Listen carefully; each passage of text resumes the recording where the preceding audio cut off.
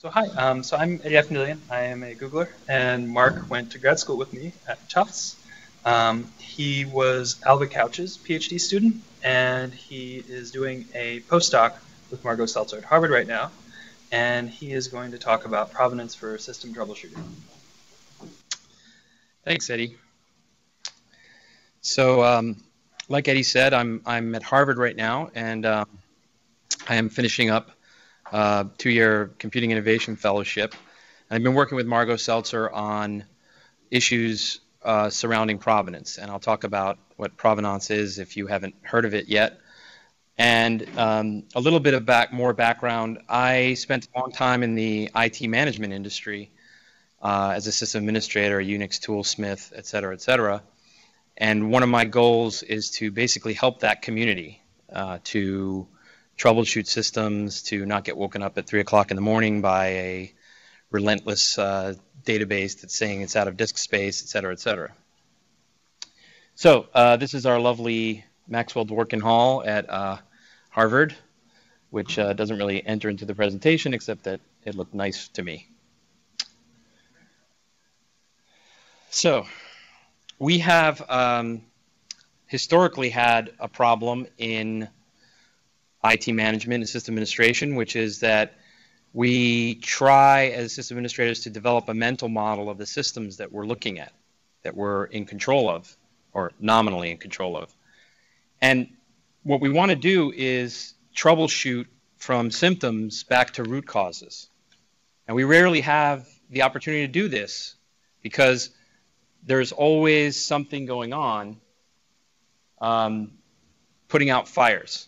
So we're always responding to the latest tragic accident with the NetApp filer or whatever it happens to be. And so we rarely have the chance to sit down and actually get to the root cause of problems, maybe re-architect the infrastructure if we're capable. Mostly we're attacking symptoms and not real root causes of problems. So what ends up happening is that mental model that we've been developing over time is constantly getting beaten back by all of these little fires we have to put out. Now we're actually fixing things, but usually they're just sort of temporary patches. So what is the solution? Well, one solution that we think may very well work is to not hold it all in your head, which a lot of system administrators end up doing. They gain a tremendous amount of experience. It's not easy to transfer that knowledge onto junior admins and to keep it as institutional memory for your organization.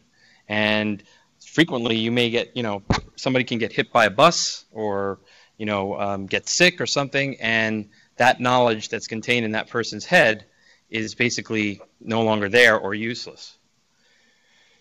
What we really want to do when we're troubleshooting is we want to expose hidden dependencies among components in a system. Because oftentimes, when we're building our mental model, we get this really, really incomplete picture, right?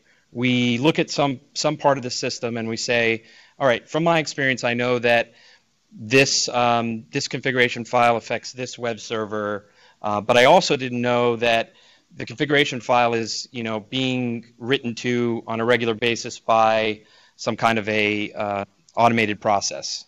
And this especially happens when you walk into a site as a consultant, for example, and you need to understand how everything is working together. So what we want to do is we want to build these models of these dependencies at a certain level. And we're not claiming that we're able to do it for every single abstraction that exists, but at the system level, we think we have a plan. We want to build models of these component interactions that you can actually query. So you want to say, show me what Apache depends on, and I'll get to a definition of our definition of depend in a moment. So how do you do this? You collect and maintain the history of digital objects, which is what we call provenance.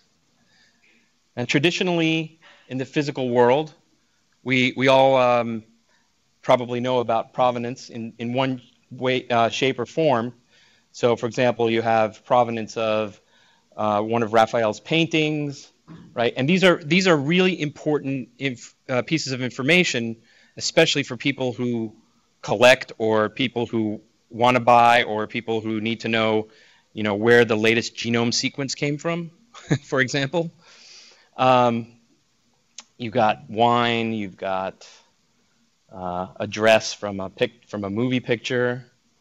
You got something that I wished was my car at some point. So what are we calling, that's physical provenance, what are we calling system level digital provenance? Well, the short of it is that we record this history of digital objects, and right now we have a prototype, and I'm building a additional prototype, but we collect information about processes, files, and pipes, and a few other things by intercepting system calls inside the kernel. And this is a Linux kernel we're talking about, and this project was started about six years ago, and it's continuing to evolve. And I want to point out that all of this collection of when these system calls happen is time-stamped, right? So we have, at least on a single system, we have a sort of total ordering of what these events are. So what do we collect? We collect process creation and process destruction. So when you exec something or you fork something, we're going to collect the fact that it was forked, and we're also going to collect information about the environment variables, what was on the command line, the file name, the time that it was executed, and the parent process. And we are certainly able to collect more than that, but for right now, this seems to suffice to do some of the things that we want to do, or it has been. It may not be sufficient entirely for troubleshooting, but I'll get to that in a little bit. Okay, so now I want to talk a little bit about dependency. We're going to build a graph, a model essentially of these dependencies. And what do I mean by dependency? So in this case, for example, this is a process and this is a file, and we want some way of sort of making a connection between the file and the process, saying at some point in the history of this file, it was written to by this process, or opened for writing, for example, by this process. Now, does that create a dependency of the file on the process? It depends on what your definition is and how you look at it. In the context of troubleshooting, what I want to get at is the likelihood that the contents of this file depended upon this process. In other words, it wouldn't be the case that maybe this file would exist or was even written to if this process didn't exist. So in some ways, I'm getting at a kind of weak form of dependency. And in fact, without actually studying the content and knowing the semantics of the program, we cannot be sure of any dependency between any two objects. In the case of a process, we want to say that the process may be dependent on an input, right? So previously we were saying the file, which is an output, is dependent on the process that created it. And now we're saying that if a file is input, it may affect the behavior of the process. Again, we don't know, we may know a priori that this is the case, but we don't know in the general case that this file affects the behavior of this process. Now, I'd like to go back a little bit on dependency and behavior. For troubleshooting purposes, I want to define behavior as expected behavior, as the behavior that's expected by the person that's actually using these tools. A system administrator knows roughly the sort of parameters and inputs and outputs that go into something like Apache. So we want to know when something may have changed the behavior of the program. Does it make it work differently, or does it make it not work at all? And we're really interested in, does it make it work sort of incorrectly from the standpoint of behavior, right? If Apache starts serving the same file over and over again when it's being requested to serve different files, then we know something is wrong. So that's the expected behavior, is to serve the correct file, right? Now, that's a little bit fuzzy because obviously we can't know the behavior of every single program on every single input, right? But system administrators do build up this knowledge, and we want to be able to contain that in some way.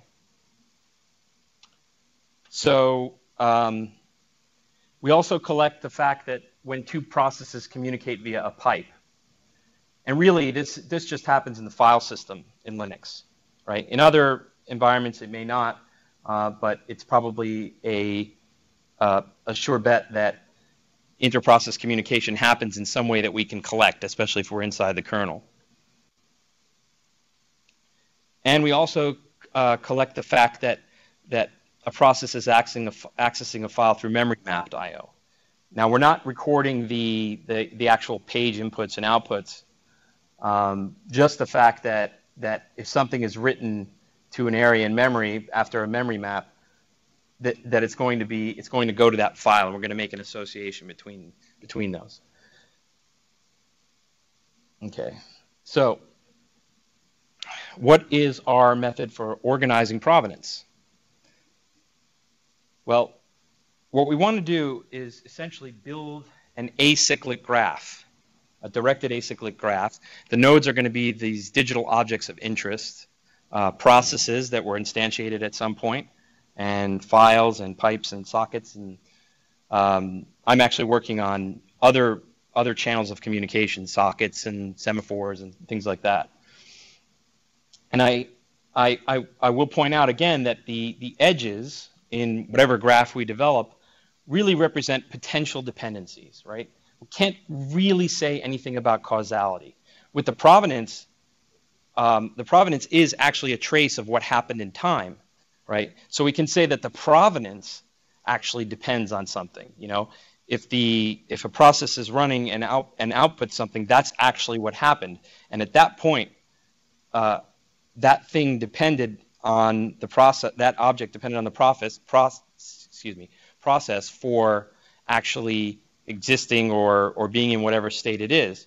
But in the general case, we don't necessarily know that file is always going to be written by that process or dependent on that process. So why is it that it's also potential? Because we don't analyze the content that's passed between objects. We don't have any semantic knowledge of the process itself. And it's too expensive. We don't want to actually do that if we want to come to any conclusions in our graph in any reasonable amount of time. All right, so this is a truncated provenance graph of the binary compile of wire test, which happens to be in, I forget which suite this is in, but essentially the target is an executable, and we are just compiling it. And so we've trimmed down this fairly large provenance graph to show the kinds of inputs that we're getting to different processes. And it's a little bit hard to see on here, but we have processes in gray, and we have input files in this case in just the white boxes. So this is interesting, at least to me. We have header files. All right, this is kind of a standard compile thing. You know, we've got our source files. Right here is wiretest.c. We've got our CC1 compiler.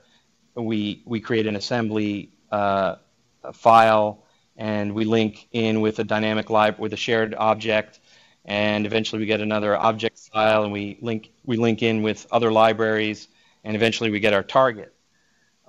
Something that's interesting here is that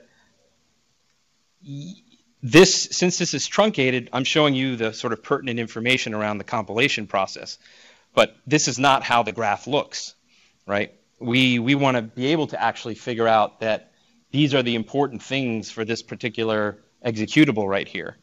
And you'll notice that here there's tar. And the reason tar is there, we left that in, is because wiretest.c and a bunch of include files from the AMutils, that's the suite, were untarred at some point in time. So we recorded the provenance of that as well. But this may not be germane to the whole process, right? And we're going to need some way of saying, I don't care about that. Now, just one tar is not too hard to look at, when you're a system administrator, but if it's all kinds of other previous ancestors, it's going to get very difficult. Okay, so let me turn to, I should say that up until now, there hasn't been a real burning use case for provenance, right? A lot of people have worked on it in the context of databases. A lot of people have worked on it in the context of scientific workflows, helping to differentiate between two different workflows of why they're different when they should be the same or very similar. And my troubleshooting context comes obviously from my background in IT.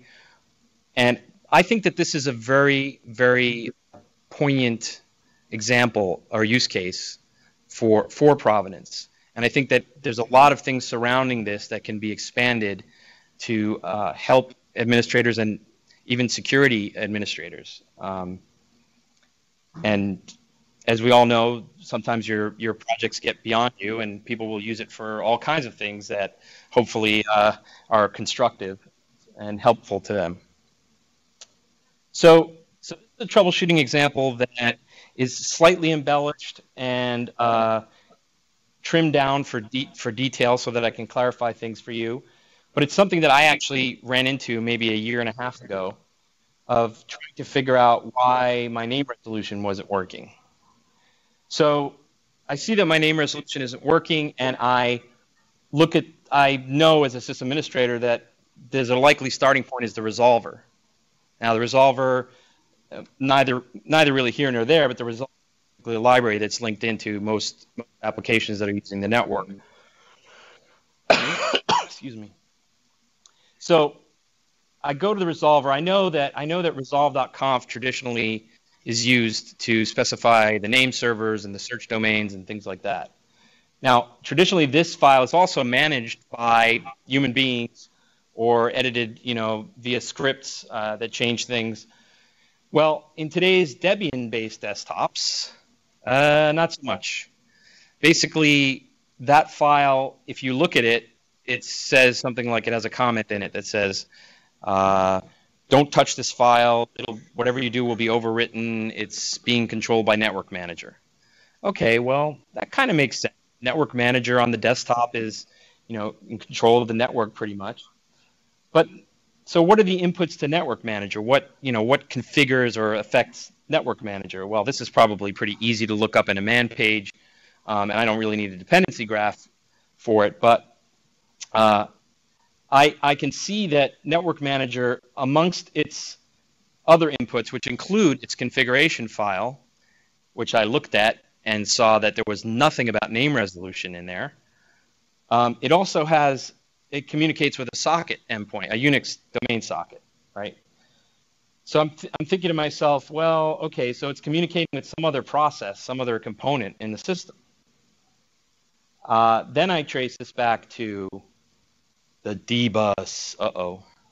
So the D-bus, for people who don't know, is a shared interprocess communication bus. Essentially, you register services on this bus, and then somebody requests it, and you make basically a two-way socket connection through the D-bus. It's a shared message bus. So I'm going to do a little bit of hand waving here and say that I was successful using various sort of out-of-band tools and timestamps to look and find what this is communicating with. There are many inputs and many outputs to the D-bus in a normal Debian-based desktop. Now this may not be the case at all on server systems, right? It may be much more traditional, or you may be using a different kind of shared bus. But the point is that this is a very opaque object, and we'd have to do some finagling to get out the information we want. But let's assume that we can. And we see that this DHCP client is connected to the D bus amongst many other inputs. And I said, well, wow, I didn't realize that this goes all the way up there in the chain, and the network manager is actually taking some of its configuration from the DHCP client. It makes sense because DHCP is what's configuring your host, right? In a lot of cases. So we take a look at the DH client process, and once again we see that we have a lot of other inputs, and we know that the dhclient.conf from documentation or from experience is where its configuration lies. So we're going to look at that config file. We want to see, maybe there's something wrong in there that is causing problems with name resolution. Oh, well, okay. Now I see this is its config file, and it requests all of these things of the DHCP server, and somehow I must have hit the wrong keys and put in a pound sign in front of domain search and host names. So this thing is not even getting what domains to search and what hosts to what its host name should actually be.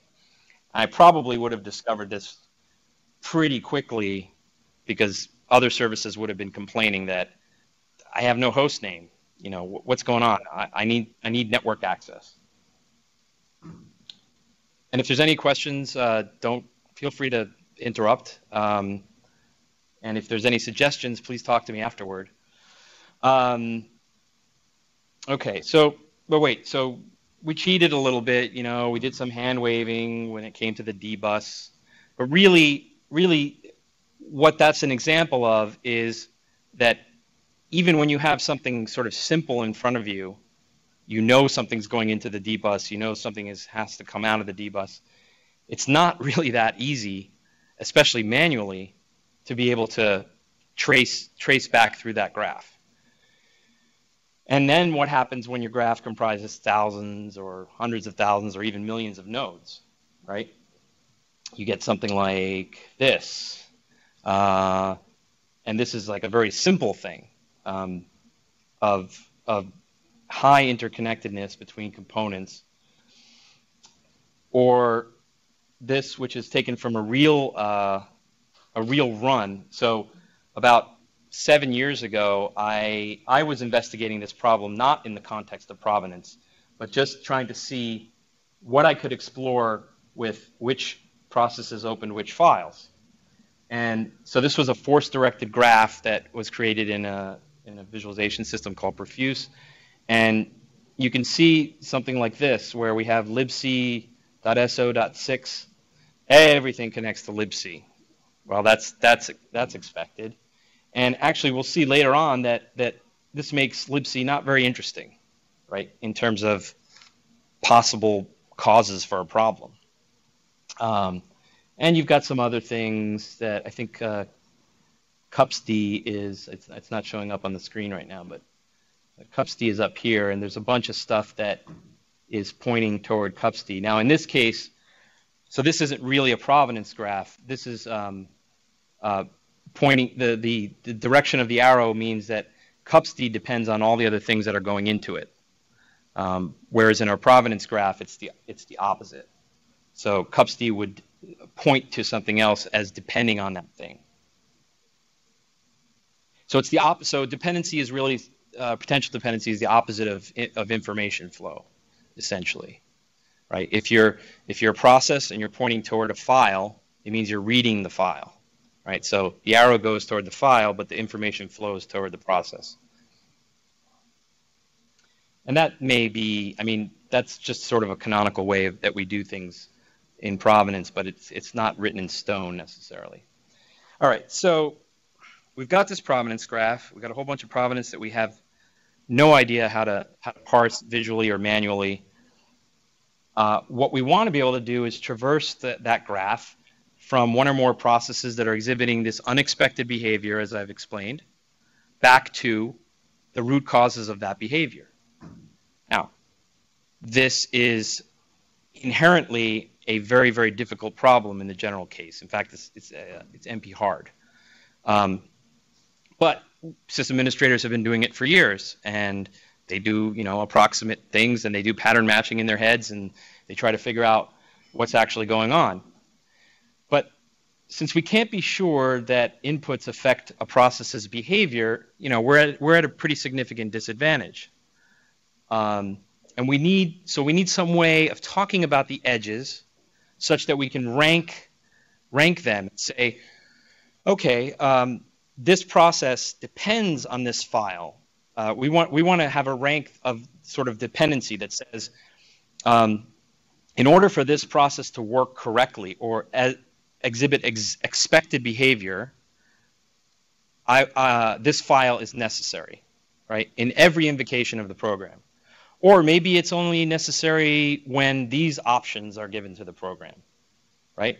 So libc is a good example. It's pretty much linked into everything. So if libc was gone or corrupted, basically none of your programs would work, right? But other programs are not like this. Other files. All right, so we need some way to rank the edges. So this is an extremely naive approach, and so a lot of this is speculative because I'm still building the prototype. But one intuition that seems to make sense is that if a program reads from the same input at least once on every invocation, right, then there's probably a higher likelihood that the program depends on that input, right? If every time I run that program, it reads this file. Now, this may not be true, but I think that it's going to turn out to be pretty accurate. So certainly in terms of libraries and things like that, this is almost a truism. But again, we'll see later on how there are definitely exceptions. So I define a program as all the processes in the graph thus far that have loaded the same executable. And we're going to talk about executables having different versions and so forth.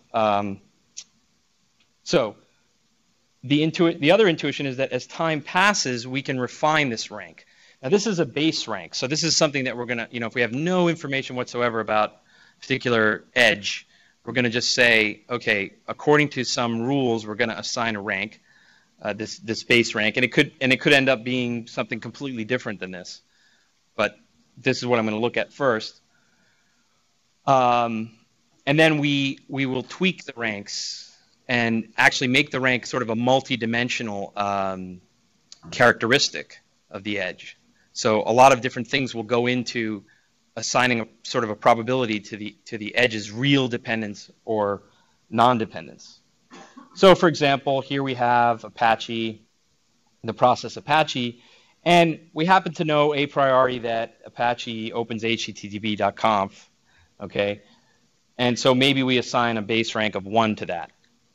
That's pretty well known. But you can always give a configuration option to Apache that doesn't open http.conf, it opens some other conf file, right? So you have to take that into account, and I'll talk about that. Whereas, you know, here's Emacs, and I'm just using the editor to modify mopd, which is the message of the day, right? And maybe I do that, you know, once every 6 months or something. So everything that's been collected in the graph is, you know, it's 2% of the opens that Emacs has. And this is unrealistic even. I mean, it's probably going to be much lower than that because Emacs is opening its libraries every time it's run. It's opening lots and lots of things. So the caveats are, like I said, the inputs of a lot of programs can be changed by options on the command line or shell redirection or other ways of doing it, and that might skew our ratio, right, of opens to of opens on every invocation versus opens not on every invocation. So, but we do record the environment, recall, and the arguments of each process. So we should be able to treat invocations in which those differ as separate programs. So we'll have, you know, one base rank for Apache with the option to open etc http.conf, and we'll have another version essentially of the program with the option to open, you know, in this directory, in my directory, whatever it is. And it's a similar thing for new versions of executables, right? If you install a new version of an executable, you don't necessarily know a priori that certain things haven't changed that are going to affect the graph, so you treat it as a new program, so you reset its base rank. Now, I was talking about sort of this multi-dimensional ranking before, and when I talk about tweaking ranks, this is constructed in a way that makes it seem like we set the base rank and then we're adding these things or subtracting these things from the rank to according to some heuristics and stuff. But what I really would like to do is figure out if I can integrate this tweaking into this multi-dimensional ranking, right? So it's not just like base rank and then it's an equation that essentially gives you a rank with a high likelihood of being right. So one thing we can observe is that a lot of first order dependencies are known, right? If you run LDD, for example, right, you're going to know all of the statically linked libraries or shared objects that are loaded at load time, right? So we may assign a rank of 1 to something like SSH and libcrypto. Now again, these things can be changed, but they're not often changed. So we'll have to figure out if we may have to tweak this somehow and say that this is not always going to be a 1.0 tweaking. It may be some other combination. Now, similarly, edges to files that reside in well-known configuration directories like etc, we may want to tweak the rank up. We may want to say, well, because sudo is reading pam.conf, well, it's not sudo.conf, but we see that it reads fairly frequently from this, and we know that it's in etc, so this sort of adds to the stability of this ranking. So we're going to increase from, let's say it was 0.6, we're going to increase it to 0.8, right? And I don't exactly know how much that's going to be tweaked, but I imagine that it will be done via experimentation and what kinds of patterns are appearing in the graph. Similarly, we may reduce the rank of edges to files that reside in well-known configuration directories. Well-known log directories, right? So maybe user bin last accesses varlog wtemp to see the last users that logged in, but to actually run correctly and give you expected behavior, last doesn't necessarily need the wtemp file, right? It'll tell you nobody logged in if it doesn't find the wtemp file, right? Now that may be unexpected in terms of I'm expecting to see people have logged in. I know people have logged in, right? But it's not going to make, for example, last crash. It's not going to make last behave incorrectly. In fact, the correct behavior for last is if it has no file, then it just tells you there's nobody logged in, that logged in the past whatever number of minutes. So that's a little fuzzy too. I mean, again, we're dealing with sort of the expected behavior, right? So it depends on the system administrator. It depends on a lot of things, but it's not easily quantified. Then there's other programs like Emacs that write temporary files, right? When you're editing a file, it'll write an example of an example here is Lisa 11%, right? So it puts a little hash mark in front of that file, and it keeps it as a temporary file, and then it writes what's in memory once you've edited it to that file, and it keeps it as a backup file on a temporary basis. So we might be able to say something about the ranks of this, that they should be decreased because they're non-essential. They might be essential to you when you're writing a script and you make a mistake and you didn't, but they're not essential to the running of Emacs itself, right? And this is a user level application. Obviously, if we're talking about daemons and things like that, it gets more complicated. Certainly, applications like Oracle and things like that write temporary files for good reasons that the entire application depends upon. So we'll have to look at that and tweak that as well. Now, this is a relatively controversial statement. My colleague at Harvard, Daniel Margot, has been working on something called ProvRank, which he gratuitously based upon PageRank.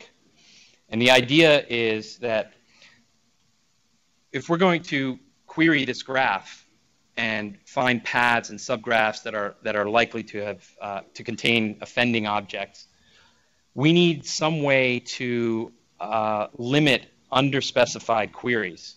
So if I just issue, give me all the ancestors of Apache, I'm going to get the entire graph, going up and out from Apache all the way up to, and then Marc installed Linux on this machine, right? So we do want some way to sort of limit to an interesting sphere of potential influence. And it may make sense that as you get farther away from a particular node, the influence of those other nodes gets weaker and weaker, right? But there could always be a really long path that led to this thing, and you do have to go back up, several parts of the chain to find out that one item that was changed at some point that ultimately caused this sort of chain effect. So the observation, like I said before with libc, is that popular objects are probably less likely to be the singular cause of a problem when only one or maybe a few processes are misbehaving. Because if it's a very popular object, it's likely that a lot of stuff will be misbehaving and not just one thing, right? So we may want to reduce the rank of those edges and subgraphs that include the popular objects. And then we also want to give the users of the system ways to explore, changing the ranks. And especially if you have domain knowledge, you want to perhaps say, I know that that file is only read on this occasion, and it's not a real dependency. It's just fluff. And then we can sort of apply this logic to compute ranks for other combinations of the graph nodes. So we can calculate the rank of any path in the graph. And this is again a naive statement to take the arithmetic average of all the edges back to a particular node, right? So, for example, I don't know why this is still here, but here we have the previous wire test, and we have a few other programs that were compiled down here by GCC, and so we may have a path rank by taking an average of these ranks as observed, and come up with it's actually closer to like 0.71 or 0.72, right? But we see that these were all of the ultimate inputs to creating wire test. We have a linker here, and these may be two separate invocations. So maybe we linked and loaded wire test previously when we compiled it, and then later on we linked and loaded it again, right, through LD. But in this case, maybe the environment variable, the LD preload environment variable, was set to somewhere that contained libc 2.6, right? And you should get a version mismatch. And maybe if you do, you will look back in here and say, why is this occurring up? Maybe you won't be able to find the fact that our preload variable is pointing to making it point to a different libc, right? This actually happens all the time. I don't want to really confuse it with having, but this is a process that ultimately makes the same binary. But do we want to say that wire test definitely depends on libc 2.4? Right? Maybe it's just GCC that's depending on libc 2.4. It's compiling wire test. Now, this is an unlikely scenario, admittedly, because you're going to get a lot of information during the compiler or during the load of this library, namely this guy won't even start, right? He's going to complain that his API is wrong. And then this basically the same basic approach may be able to be used to rank subgraphs, etc. And like I say, after we experiment more, we'll probably find that using other functions, such as a weighted average of some kind, or other, or maybe even machine learning techniques, to actually give us a sort of a confidence interval for the path or for the entire subgraph. I'm also thinking about turning these edges into nodes in a Bayes net and talking about them as if they are priors, and being able to navigate the network by using Bayes' theorem and using Bayesian probability. I think it might work pretty well, but again, a lot of it is dependent on Bayes is pretty robust to mistakes in the probabilities, but a lot of it will depend on what system administrators, for example, are capable of. I don't know if they will be wanting to, first of all, write queries all the time, and I'm going to talk a little bit about that too. So at Harvard, we developed a provenance graph query language called Pickle that's based mostly on SQL and Sparkle, and it allows us to extract a lot of this information programmatically from the graph. So just to show you two examples sort of for the flavor, let's say I want to fulfill this query. For every process whose executable is or was sendmail, retrieve its direct dependence from the last 24 hours. Right? So I want to see which files essentially did sendmail write in the last 24 hours. You can do this with regular Unix tools, sort of. So for things in the past, you don't necessarily know that sendmail wrote it, but you can find all the files in the common places where sendmail writes files in the last 24 hours. But you're not necessarily getting all of them. I mean, I'm sure you could probably figure out a pipeline to do it, but. So here we select P and F as unbound variables from the entire provenance graph as P, and where P's executable is bound to X, and the input at time E is bound to F, and the type of P is a process, and the path is a string in sendmail, and now minus any of those times when the process was run, or the file was created, sorry, is less than 24 hours, and the type is a file. So I'm not looking for a pipe or a socket or whatever. I'm looking specifically for a file. Now you can see this can return a set of objects upon which you can do further querying, or you can specify further restrictions within the query itself. Yeah.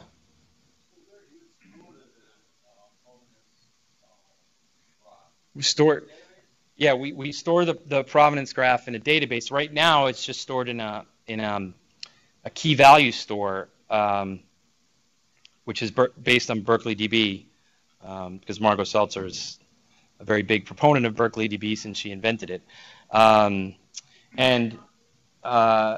is in. So our provenance aware storage system right now uses what we call a stackable file system. And so underneath the file system is something like X3, and then at the stackable file system is something through which virtual file system requests go through. We collect the provenance, and then we pass it on down to X3, and we also put the provenance into a database at the X3 level that's hidden from the user. I'm working on doing this in the Zen hypervisor, and I'll talk about that tiny bit later on. But the essential thing is that, yes, you're going to start to get larger and larger graph databases, and especially I should say graph database. We're also working on a graph database that's particular to Provenance that will be extremely fast and do a lot of things in memory. You know, once you put this stuff into the database, you got to figure out, you know, how much history, for example, do I keep? You know, if this is a continual online process that's tweaking ranks and stuff like that, or are there situations in which I can do batch processing, right? Where do I keep do I keep all of the provenance? How do I compress the provenance? These are all questions that people are working on in different areas, not just at Harvard.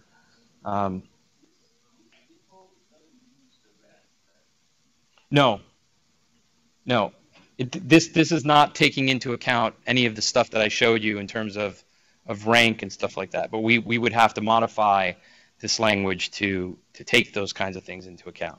So you could say, you know, where input is so and so, and you know the probability is that of a dependency is like 0.9 or something like that, right?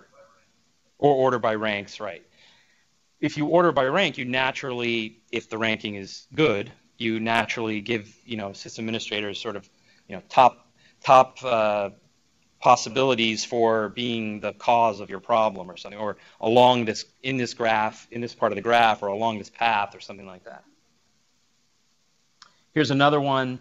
Retrieve the name of every direct or indirect process ancestor of httpd.conf. So anything that wrote essentially to http.conf.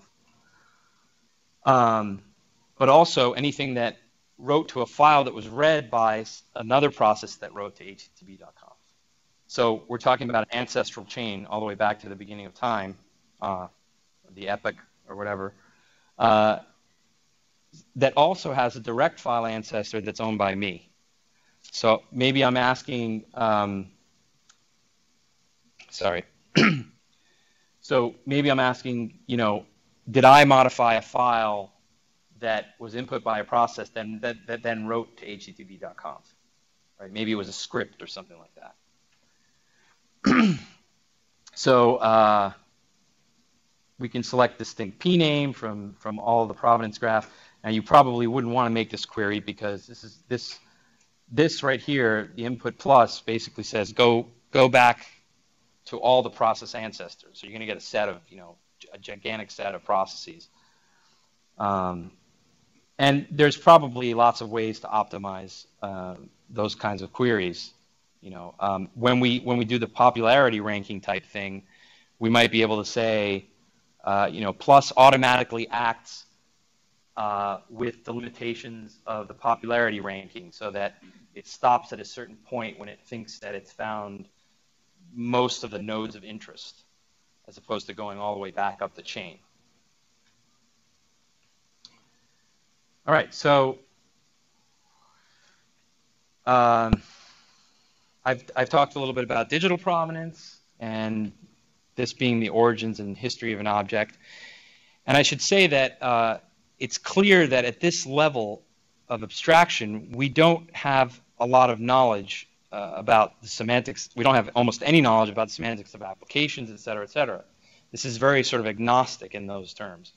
But we have at Harvard developed something called the Disclosed Provenance API, which allows you to use this core provenance library to build in provenance to your application, so that you can pass down through the layers more information about a particular application. So, for example, let's say, you know, you get a virus in a file. Okay, you're probably able to find out at the system level that this file came from, you know, your web browser, right? But you don't know anything about the web browser. You just saw that, you know, the web browser wrote 59,000 files into the cache. One of them contains a virus. So you would like to be able to have the notion that this file is associated with a session inside the browser, and that session is, you know, contains all of the attendant information, like which site you were browsing and what time and things like that. Right. So we can do that. It requires, as of now, it requires linking to, you know, a new library and writing in some disclosed provenance routines. But you could definitely see in virtualized environments being able to use binary rewriting or techniques similar to that to actually inject this kind of disclosed provenance from outside of the actual program. Right now, you can do that in a small way using things like pin from Intel and system tap on Unix systems, where you can get more information. So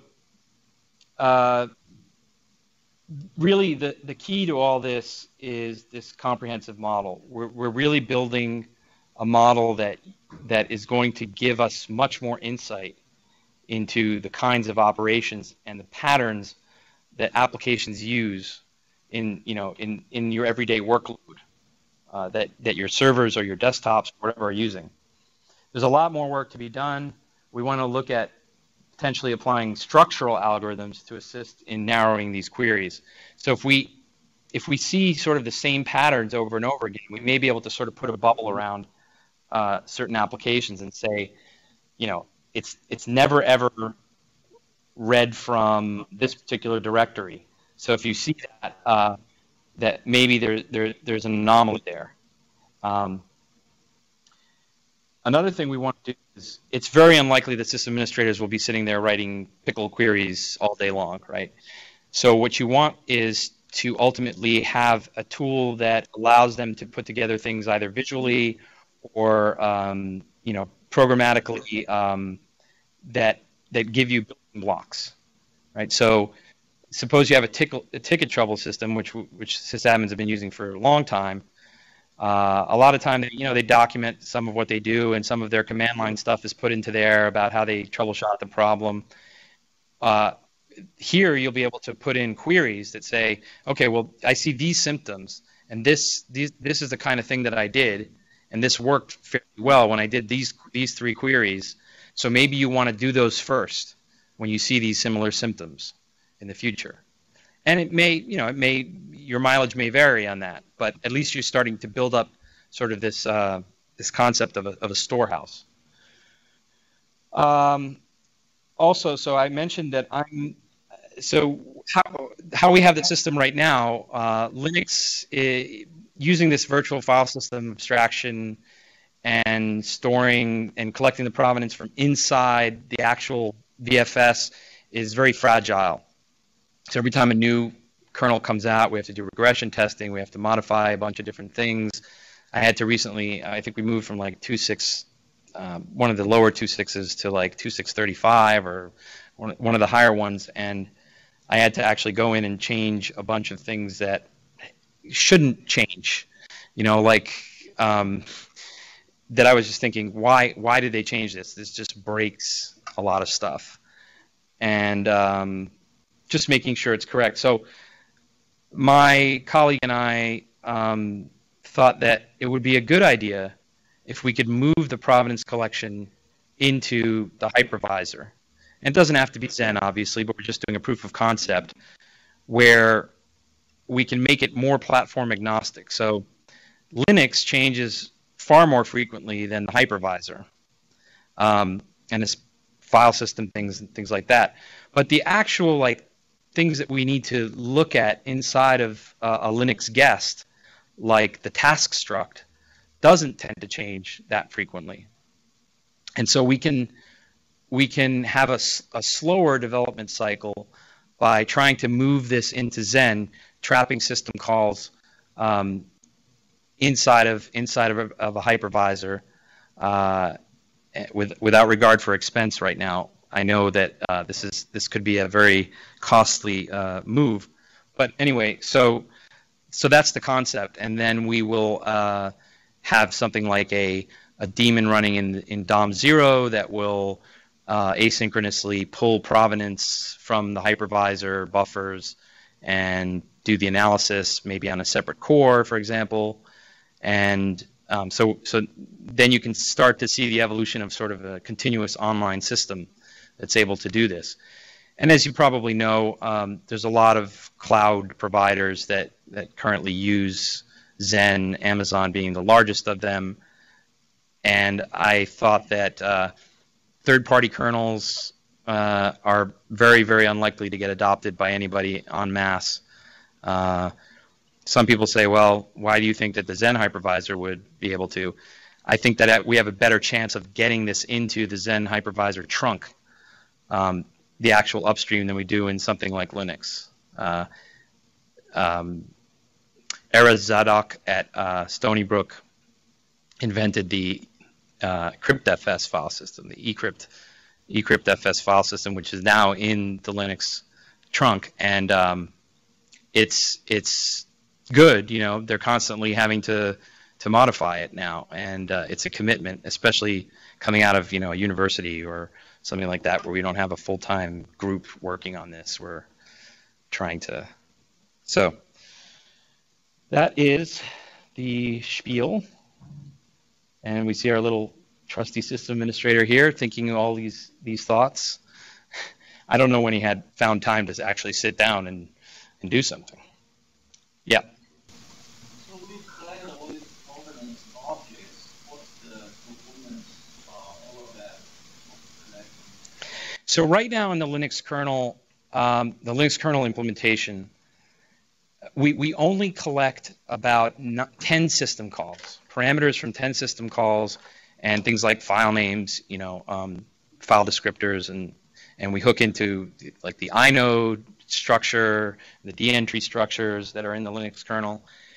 So at PASS v2, which is the system that they built actually before I got there, exhibits, depending on workload and especially I/O workload, anywhere from 3% to I think 21% degradation, performance degradation, which may be acceptable in some circumstances and may not be, and probably most of the time wouldn't be acceptable. You know, it's a university prototype, so not expecting miracles.